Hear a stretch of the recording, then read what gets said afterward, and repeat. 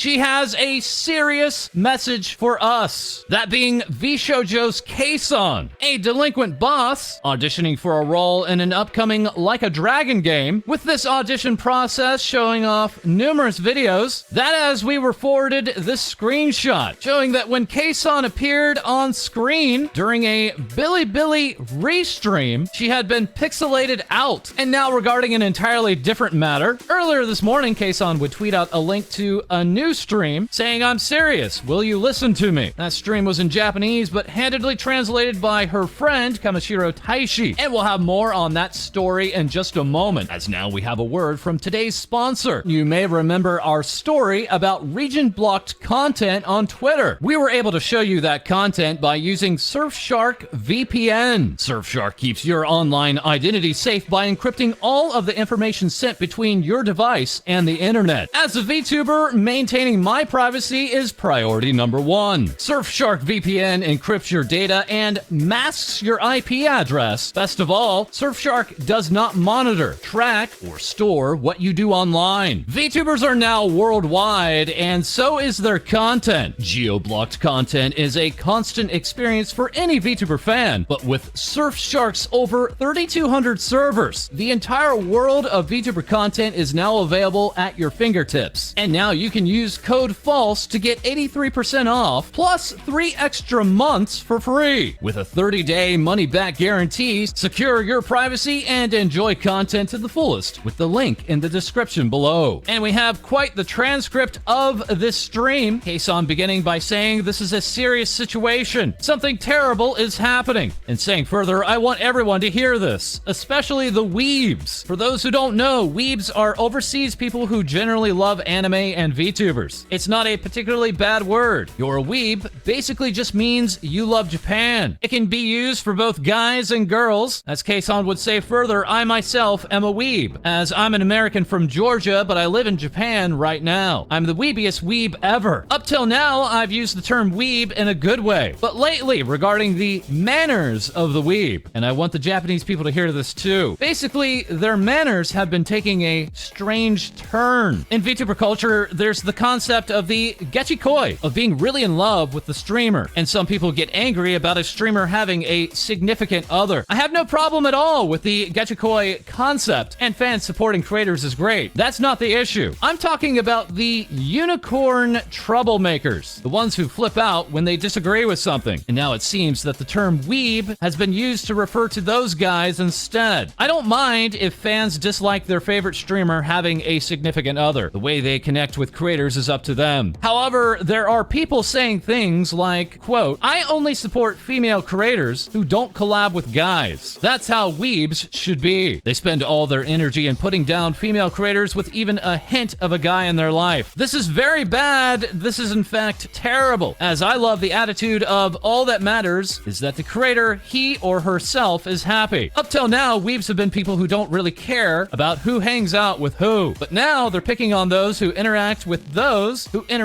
guys. There used to be only a few bad apples. Now the general trend is heading that way. And some people who consider agency VTubers who obey their agency's orders without question real creators. As a result of a bad minority growing louder in Japan, it's clouding the overseas viewers' view. Can't we go back to when we just love VTubers in general, regardless of gender or even race? You can dislike who you want, it's your discretion, but now Japanese idols are getting severely misunderstood. And I'm not pointing fingers at idols, but it's getting to where they're being propped up as an absolute good, and those who go the other way, an absolute bad. Apparently, the range of what is considered doable is shrinking. I have quite a few friends, you see. Those under agencies, those that are not, and also those with big boobs, and also those without. But wake up, weebs! You're allowed to support anyone you want. Apparently, there's been growing hate directed against those, for example, in VShojo, who do whatever they want. There are those who believe that true weebs are those those who support girls who firmly bind themselves to corporations and thoroughly erase all traces of guys in their lives. Weebs, what happened to you guys? I understand how important money is for businesses. Even so, this is a severe situation. Personally, I think that someone who's 100% into becoming a VTuber shouldn't be getting a significant other. That's my personal opinion. But I just think that if someone is serious about VTubing, they'd be putting all their time and effort into it. There are also those that say real Japanese don't assert their own views.